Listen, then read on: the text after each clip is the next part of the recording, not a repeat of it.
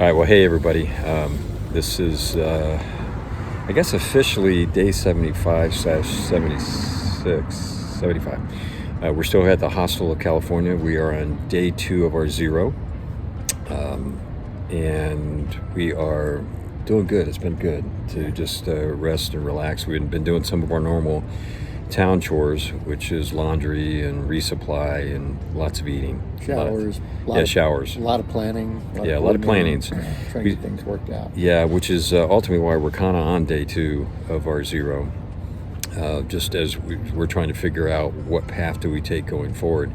I think as you've seen for the videos up to this point, we have made it up through Bishop Pass. As a part of that, we have hit we hit 5 major passes that last day. The last segment. The last segment, I should say, excuse me. I'd like to say we did them all in one day, yeah. But you don't think people would believe us? Yeah. My body would start revolting if I tried to lie like that. But no, we did. We went back, did Corsage, Glen Pass, Pinchot, Mather Pass, and Bishop Pass to get with us. So we have hit some of the harder parts of the High Sierra, and it was a tough week. It was really tough. Really, one of the toughest weeks we've had on trail. Exciting and exhilarating, Mm-hmm. and tough. And when we got down to Bishop Pass Trailhead, where we were going to get picked up, I mean, we were all 3 of us were exhausted. And even Kurt from Lone Pine, when he came to pick us up, he goes, "I could look at you guys and tell that you've been through it." And we had been whooped and hung up wet and all those terms. But we're really proud of what we were able to do. It's interesting as we go back and look at some of the videos. We even cringe when we look at them. It's like, oh my gosh, we did that. We did that between some of the river crossings and some of the passes. Again, thank God for Skeletor Scott. Was able to join us. He's got some good mountaineering skills, so he's able to kind of fine-tune us and making sure that we know how to do some things. Yeah, and the amount of encouragement he gave us at certain times. Oh, yeah, where, yeah. At one point I was just totally exhausted going up Mather, and I said, I got to stop, I got to rest, I got to eat a Snicker, I'm just wiped out. I said, I need you to wait on me, go up, don't leave me here, wait. And this last piece. I mean, he hung with me, and he, as you saw in the video, he got us over the top. But yeah, we've realized that we're just getting beat up by the sun and everything else, and our bodies our lips, are getting beat up. Well, you can see our lips, but they're getting better. Yeah, they're getting better, but got blisters on them. It's interesting that, and you've heard this probably a lot with, you get a lot of reflection off the snow from the sun. And I actually had a bad sunburn at the top brim of my hat. And it turns out I really wasn't in the beginning, I wasn't putting sunscreen way up here, thinking I don't need to worry about that. But right across there, it started blistering. So I had to put some sunscreen on it and try to hold my hat down even lower. And I got it on the bottom of my nose. Oh yeah. You blow your nose or wipe your nose during the day, and the sunscreen comes off. Yeah, so it's no joke that the sun just comes bouncing. For a long time, I would have a mask up over my face just to try to protect my lips a little bit, because I just couldn't keep the chapstick or balm on them enough to keep the sun from not torturing them. So enough whining. Crying. Wait, have we covered all the wines? See, sunburn, tough climbs, bloody hands. Bloody hands. Yeah, that was a good one. Thumbs splitting wide open and things. Yeah, our thumbs. I think we covered most of them. Yeah. Well, no, there is one last wine, and one of the realities that as we were trying to figure out what do we do moving forward is we realized we're not able to put in a lot of miles in the Sierras. We were doing maybe 10 to 12 miles a day, which was for us is about all we could do if we wanted to maintain that one pass a day thing, which it was highly recommended. And I personally recommend, I don't care how many miles you think you can do, try to stick to the one pass a day, because it's your safest way to do it. When you're dealing with snow. Exactly, we're dealing with the snow. But we realized that we've gotten through the worst of it. We feel good about what we did. We know that we still got a few passes coming up between Bishop and Mammoth.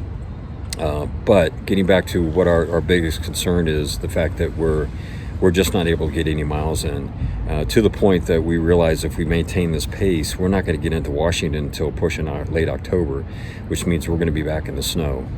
And we've decided we've had enough snow. Had enough snow for now. We're going to jump ahead up to Quincy as our plan. We'll take a bus ride tomorrow Hazel's back on the team. Yeah, Hazel's here, And so you'll get a chance to see her again. Be excited to get up there, and this way we're gonna be mostly on dirt. We can start pumping out the miles. Yeah. And see where that leads us. But we're looking, because there's a bunch of friends that we've made on the trail that are already up that way. Yeah. And we're gonna do that, knock it out. Snow's gonna continue to melt down here like there's no tomorrow. Yeah. So then we can flip back on the back end and knock out the balance of the Sierra. Yeah. So we'll jump ahead about 450 miles, and then when we get to Canada, we will come back to here, Bishop, and then we'll go north again up to Quincy, and that'll be our ending spot. We're kind of torn about it. We've loved the fact that we've been able to just push forward, going north. It's been great. Like I said, we've met a lot of people. We've learned a lot. We've learned a ton of stuff. I mean, particularly from a snow travel standpoint. But I can honestly say this past week has been more about mountaineering than it has been hiking and backpacking. Yeah. And again, as we talked about all the help that Scott gave us, I'm a firm believer that God puts people in your lives for a reason, and He clearly put Scott in our life right before Forrester. So, what was he punishing Scott for? I don't know. The same thing I'm wondering why you're in my life. I know. I'm here to teach you patience. Oh, is that it? Yeah. Okay, well, I'm not doing too well with that. Yeah, you are. Yeah. But again, Scott, as you're watching this, just thank you so much. Thank you so much. You really made a difference for us moving forward through those last 5-6 days. Yeah.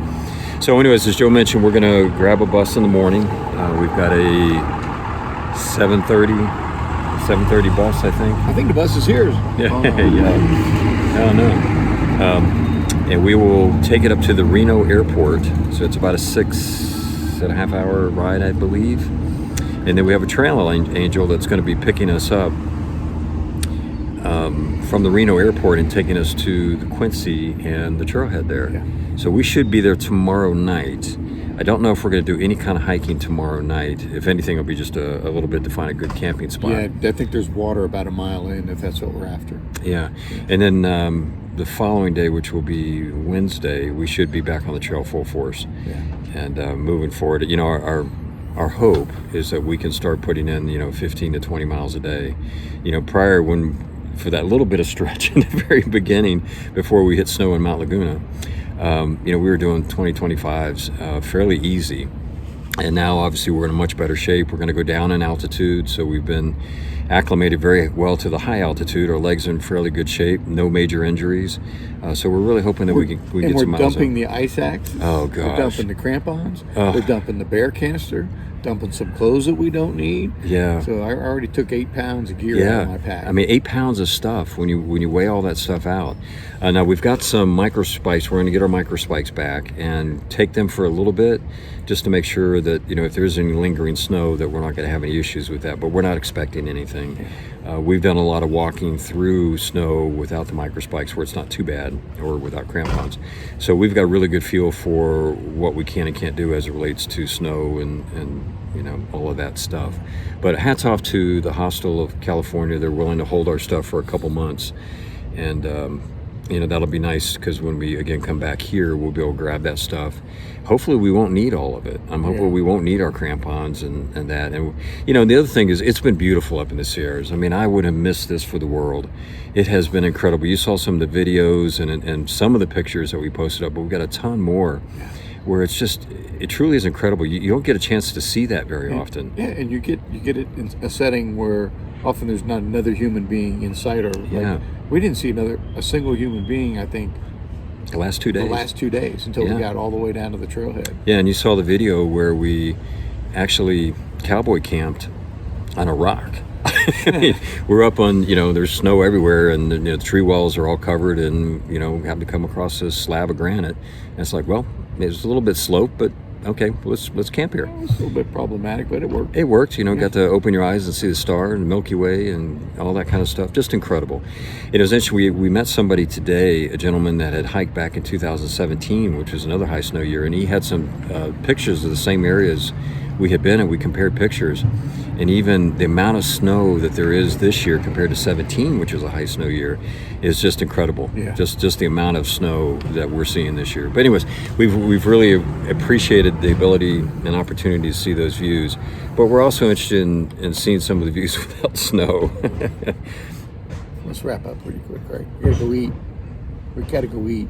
We got the whole bus ride. Remember that thing about patience?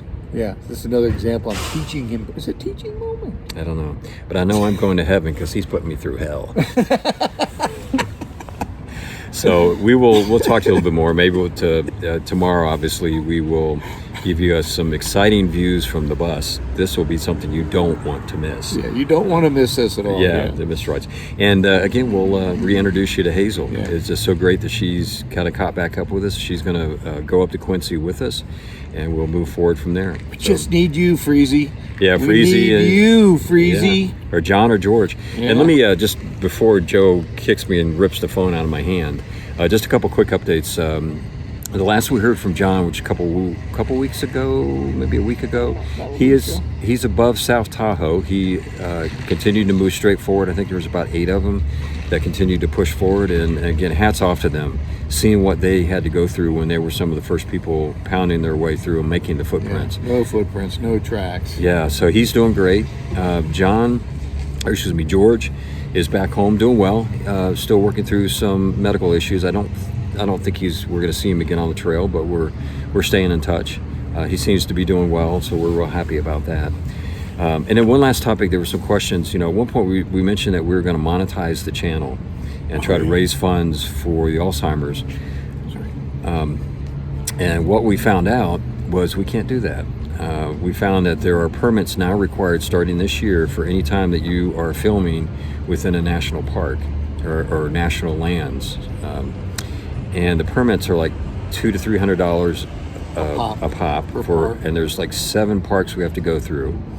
And my wife actually talked to the ranger people or the permit people, National Park Services, and they basically said no, there's no way around it. It includes anything you do on YouTube, TikTok, but it was really funny. And you have to have it all approved in advance. Yeah. And we didn't find out about this till we were already rocking and rolling. Yeah, and it was really funny because they were saying, well, we're pretty busy for the next 2-3 months, so we won't have time for you to be able to film and do. And it's like, what? You're going to carry our packs for us, or what? Nothing you got to do. Obviously it's aimed for the big productions that happen in the national parks, like all the things that used to happen on Vasquez Rocks and those type of things. But they're pretty tight. So we had to shut it off. I think we ultimately raised about $300, and we will take that money and we'll go ahead and contribute it. But that's where we stopped it. We just didn't want to get into any battle, and unfortunately, it's one of those. Once you ask, they're looking at you. They're looking at you, and so we get just in legal trouble. Yeah, so we just decided, unfortunately, it's not worth the effort at this point. So, but there may be a loophole later. No loopholes. No. Dang it. No loopholes. Let's hope we can go to our congressman or something. Get an exemption. Yeah. So apologize for that, but it is what it is. So we'll just move forward. We're going to continue to hike and hopefully continue to do some good videos. And thank you again for all of your comments. One of the comments that we heard a lot of, and speaking of federal government, they're after Joe now for feeding the wildlife.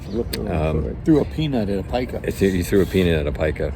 It wasn't an M&M peanut. We were laughing and joking about that, but he did actually throw a peanut. And he didn't eat it. He didn't so eat I it. But, did not feed but him. we do take that seriously. And We sorry for, we were kind of on a high right there after we got to the top of Forester. And these little picas came out and we're kind of celebrating. Yay, you're here, you make congratulations. But we understand that, and I will make sure he doesn't do that again. If he does, I will be feeding him to the wildlife. Stay tuned for that. You won't want to miss that. Staying away from Yellowstone. Yeah, right. So, but again, thanks for that feedback and those comments. All right, we're going to wrap it here. We're going to grab some food and get ourselves all ready for bus rides. And a nap. Yeah. All right. Take care, y'all. We'll talk to you later. Happy trails.